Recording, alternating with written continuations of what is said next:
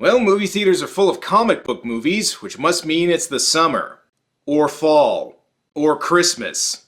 You know what? These movies come out pretty much year-round nowadays. Now, normally I do a Turkish knockoff superhero movie, but this time I thought I'd change things up and do a genuine American comic book movie. After all, it's not like there aren't lots to choose from. You've got ones like Supergirl, the Dolph Lundgren Punisher movie, the 1990 Captain America, Howard the Duck. And then there's Swamp Thing, a movie about a character lots of people have heard of, but have maybe never seen his movie.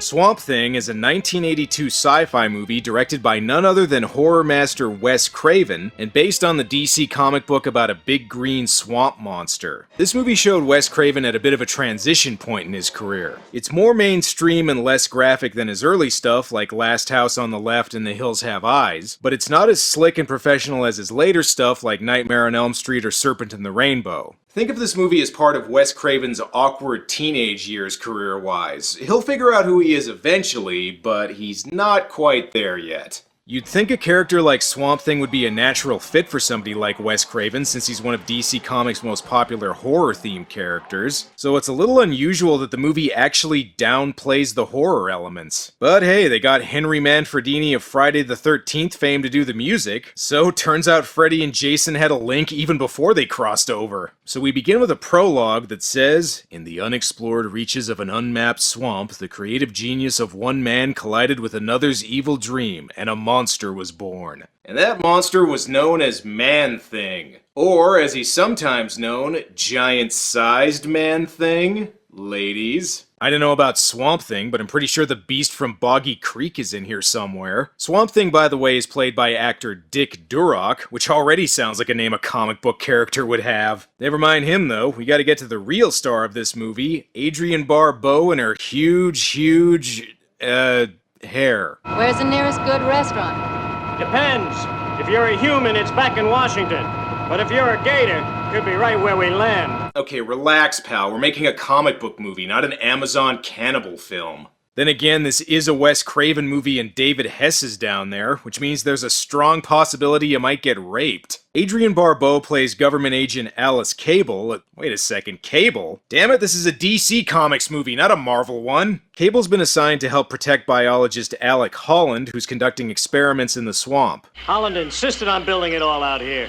He said this is where the life is. One of those life forms nailed the guy you're replacing. Wait, nailed? So he got fucked to death by an alligator? I don't know if it's a great idea to be conducting experiments out here. By the looks of things, the locals take their paintball games a little too seriously.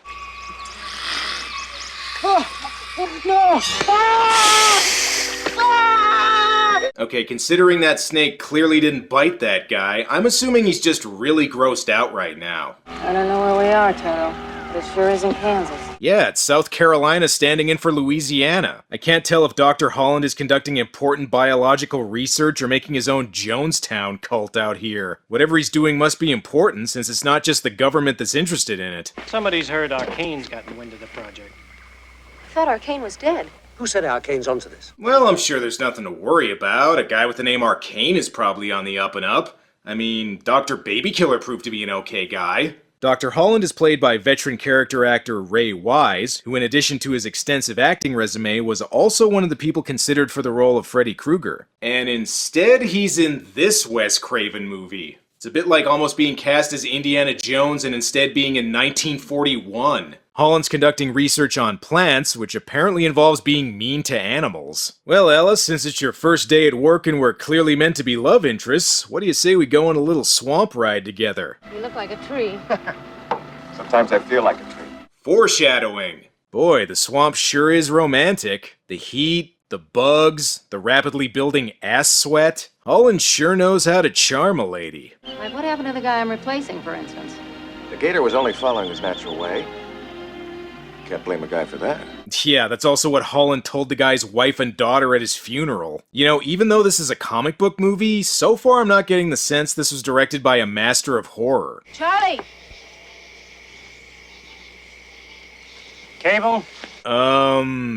Fake scare? Good news, everybody. We've successfully engineered the most extreme flavor of Mountain Dew yet. Watch. Okay, so it's a little explosive. Just market it as something like Dynamite Burst. It'll be fine. Alright, what Holland's really been working on is a way to combine plant and animal DNA. I am very close to developing a plant with an animal's aggressive power for survival. If all goes well, I'm hoping they can completely destroy mankind. I don't know why the government keeps giving me funding. This has all the thrills of watching grass grow. I think that's what Gene Shalit's review of this movie said. And good news, turns out the formula's a success. Nobody'll ever have a bare lawn again. This is fantastic. This is incredible. And now she's gonna sue you. Great job, Holland. They got bigger things to worry about, though. By the looks of it, they're being attacked by the cast of a Doomsday Preppers reality show. And I wasn't kidding when I said Adrian Barbeau's the real star of this movie. Damn, she shot the shit out of that guy. Unfortunately, this is the 80s, which means even Adrian's no match for a swift judo chop. These guys are working for Arcane, who wants Holland's formula, and after they get it, David Hess is gonna force Holland to blow him. And speaking of Arcane... Wait, so Arcane made realistic human face masks? Forget Holland's plant fertilizer, just try taking over the world with those. You have heard of, but never seen me, so I will introduce myself. My name is Arcane. As you can probably tell by my vague European accent, I am evil, yeah? I would say Arcane wanting to use Holland's formula to take over the world makes him a mad scientist, but considering Holland was trying to combine plants and animals, he's kind of a mad scientist himself. Holland ends up getting set on fire by his own formula and escapes into the swamp, thus turning him into Darkman. Swamp Thing. Well, Arcane may have got your formula, but on the plus side, looks like Adrian Barbeau brought over some lights from Creepshow. And where the hell is Cable? Planning on going somewhere? Okay, I know I keep joking about David Hess, but I'm genuinely concerned he's gonna do something R-rated in this PG movie. Oh good, he's just trying to drown her. Usually when David Hess pushes a woman's head down in a movie, it's to do something else. Say hello to your boyfriend, baby. Oh shit, it's the Incredible Hulk! Oh, wait a second, wrong green superhero. Turns out being doused in the formula turned Holland into a plant monster, and one of his powers includes the ability to fuck up the bad guy's aim. Now right now you're probably thinking, wait a minute, if Holland's the one who becomes Swamp Thing and Holland's played by Ray Wise, then why does it say that Dick Durock plays Swamp Thing? Well, there's an explanation for that. Originally, Durock was only brought on as a stuntman, but when they discovered that Durock and Wise looked too different from each other in the Swamp Thing makeup, they just decided to use Durock for all the Swamp Thing scenes. I guess that's the price of being a character actor. Even when you're technically the main character, you still don't get to be the lead. Speaking of which, the Swamp Thing makeup here is technically pretty close to what he looks like in the comics, but I don't know, something about it seems a little off. He looks more like a Swamp Thing cosplayer who couldn't quite finish his outfit in time for Comic-Con and had to cut some corners. Well, Swamp Thing smash! Arrgh. Meanwhile, at stately Arcane Manor, why do I get the feeling this guy has a room just for those oversized grandma glasses he's wearing? And in case you didn't know, Arcane's an evil genius. Holland had great talent, but talent does only what it can. Genius does what it must. Yes, that's also why he invented the Segway. Arcane discovers that he can't complete Holland's formula because he's missing one of his notebooks that Cable hid earlier. Looks like he'll just have to go back to building his death ray. You're not gonna believe this. Something incredible came out of the Bruno. swamps. Damn it, it's not the Hulk. I was just joking earlier. And not only is Arcane trying to take over the world, he's working with the phone company too. The Fiend! Did you manage to save anything? Damn right. I got the last notebook. I see. What was that? Nothing. Talk to you later, bye. Uh-oh, looks like Cable's in trouble. Is there a gun here? What kind of place you think this is? Of course there is. Alright, that was pretty funny. Listen, Adrian, I appreciate the effort, but unfortunately this movie isn't named after you, which means you're just gonna have to run away from the bad guys until Swamp Thing shows up again, okay? I am Swamp Thing! I'll bet Ray Wise is grateful he didn't have to put on that suit. It must have been hot as balls in that thing. Arcane is not gonna be happy about this. I want this swamp thing And I want the notebook. Title drop for 2 different movies, actually. They better start looking. Swamp Thing's busy making tourists mistake him for Bigfoot. I think the real reason Swamp Thing's upset is because this kid seems to be crushing on his girl. Oh well, maybe he can find a nice fern to settle down with. Also, Swamp Thing looks high as fuck right now.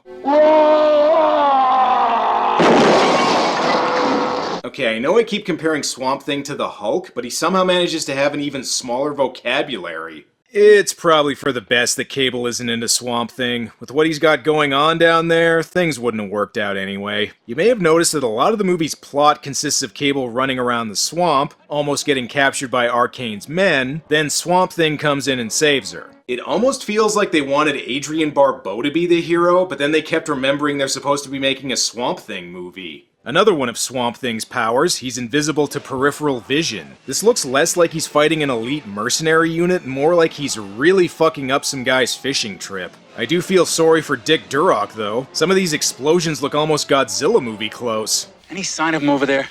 Nothing. We think maybe he bought the farm. Or the vegetable patch. Urgh, that's for that shitty joke. Urgh.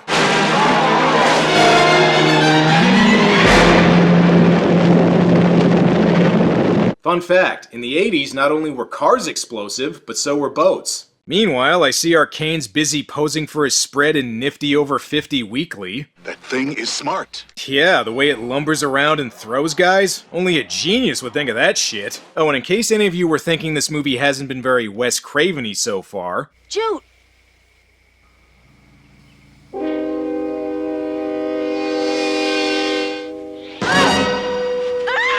There, see? He killed a kid. May not be the rape scene in Last House on the Left, but it's the best you're gonna get in this movie. Alright, Swamp Thing does bring him back to life, but he was technically dead before this. Oh shit. There goes the neighborhood. Hey, that's Plantist, kid. While Cable may have been captured, she did manage to leave Holland's notebook behind. Hopefully Swamp Thing can use his intelligence to punch or throw it somewhere. And careful, Adrian, there's still 30 minutes left. David Hess could still do some David Hess stuff to you. What do you say to that?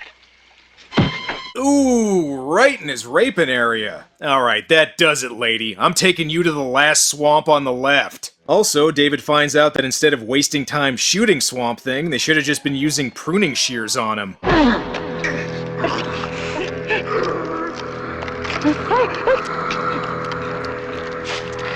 Oh shit, Swamp Thing just PG'd him to death. By the way, David Hess's character was named Ferret in this movie, presumably because he looks like the kind of guy who would own one. And I see Swamp Thing's been working on his vocabulary. Much beauty in the swamp. If you only look. Alec? I was confused since you're a different actor now. And hello, I think Cable might have herself a case of swamp fever. We even get some PG-rated nudity. Oh man, it's times like these I wish I still had a dick. Here's another fun fact. When the movie was originally released on DVD, they used an international cut which had even more nudity, but was still rated PG. And then somebody complained, and the cut version's been the only one available since. Oh well, at least we still have Wizards in all its PG glory. And Swamp Thing has gotta learn to not leave her alone for more than a couple of minutes. It always leads to her getting captured. Aw, damn it, nets are like Swamp Thing's kryptonite. Well, that and salad shooters. Oh, and Swamp Thing, if you didn't want Arcane getting your last notebook, maybe you should have, destroyed it. To celebrate his victory, Arcane hosts an Eyes Wide Shut party at his mansion. Cable, as the guest of honor, you'll be the first to don the goat mask. He also tests out Holland's formula on one of his goons, which apparently causes him to overact. Oh, my mistake. Turns out Holland's formula turns everybody into a different actor. Either that or Arcane's planning on making his own version of the Island of Dr. Moreau. What exactly does Holland's formula do, anyway? It only amplifies your essence. It simply makes you more of what you already are. So, you were already a big green plant monster? For a scientist, that was some real new agey bullshit you just said there. Arcane's convinced that if he takes the formula, it'll amplify his genius, although personally, I think it's just going to transform him into Udo Kier. As you may have guessed, the formula actually transforms Arcane into a monster, although considering what happened to the other two people who took it, I don't know what the hell he was expecting. Arcane also didn't count on Swamp Thing's regenerative powers. Just like Superman gets his powers from the sun, Swamp Thing gets his powers from the light. So, also the sun.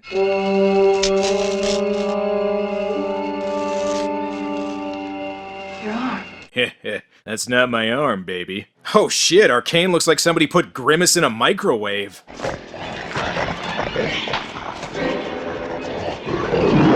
So, Arcane's essence was he really liked dogs? Somewhere the set of the original Star Trek is missing a costume. Our heroes better make their escape quick. This is the well of the estate, fed by a spring from the bottom of the great swamp. You follow it, you'll come out of the swamp. It also doubles as the mansion's septic tank, so I'm gonna be honest, it's not gonna be a very pleasant swim. Watch your step! Have a nice trip! You know what? I think this movie just realized it's a little silly. Well, better late than never, I guess. Alright, time for our climax. Swamp Thing, prepare to meet... Beast Man from Masters of the Universe? You know, with all the fog here, this could almost be a scene from a Lucio Fulci fantasy movie. Actually, scratch that. If it was, they would have made sure to include the extra nudity.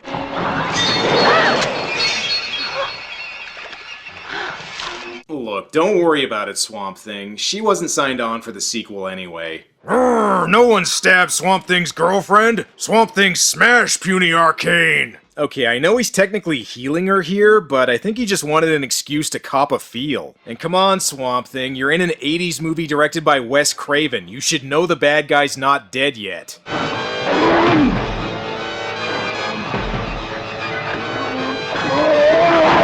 Damn, looks like Swamp Thing stabbed him right in the lower intestine. Ooh. I don't understand. It's healed. I got the magic touch, baby. Unfortunately, because vegetableality isn't legal, Swamp Thing has no choice but to leave Cable and be on his way.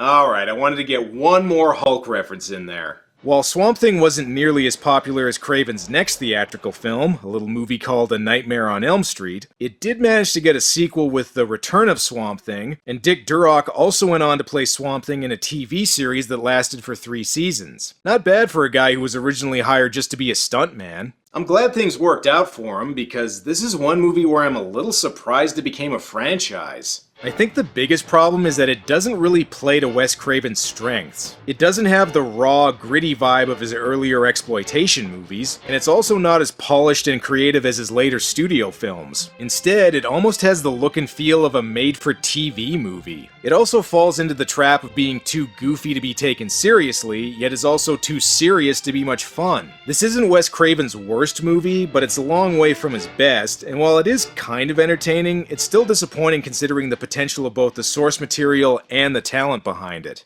Well, that's all for now, but remember that sequel I mentioned earlier?